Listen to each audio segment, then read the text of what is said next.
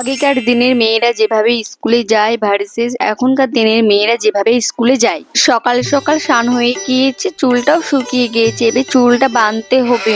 চুল না বেঁধে গেলে ম্যাম তো আবার খুব বকা দেবে না। হ্যাঁ, চুলটা এবার আমি বেঁধে নি তাড়াতাড়ি। চুল বেঁধে আমাকে খুব সুন্দর লাগছে। কাল ইংরেজি বই নিয়ে যায়নি বলে ম্যাম আমাকে গোটা ক্লাস কান ধরে দাঁড় করিয়ে দিয়েছিল। আগে আজকে ইংরেজি বইটা পড়ে নিতে হবে। এবার টিফিনটা আমাকে ব্যাগে পুরে নিতে হবে। মা, টিফিনটা আমাকে দিয়ে যাও। এই নে তোর টিফিন নে। দেখি তো মা টিফিনে আজ কি দিয়েছে। রুটি আলু ভাজা, কি মজা! আজকে সবাই মিলে আনন্দ করে খাবো আমরা। এখনকার দিনের মেয়েরা যেভাবে স্কুলে যায়, 10টা 20 বেজে গিয়েছে, যাই তাড়াতাড়ি রেডি হতে হবে। আজকেও আর পেয়ার লাইন পাবো না। এত ভেবে লাভ নাই। পেয়ার লাইনে দাঁড়িয়ে তো মুখ তো পুরো কালমুখী হয়ে গিয়েছে। চুলটা তো স্প্রা করাতে হবে প্রতিদিন। চুল যে কি করে স্কুলে যাবো আমি বুঝতে পারছি না। যাই এমনি যেতাম, তারপর আছড়ে নি। চুলটা ঠিকই আছে, হালকা করে একটু লিপস্টিক দিয়ে নি যাতে ঠোঁটটা একটু লাল লাল লাগে।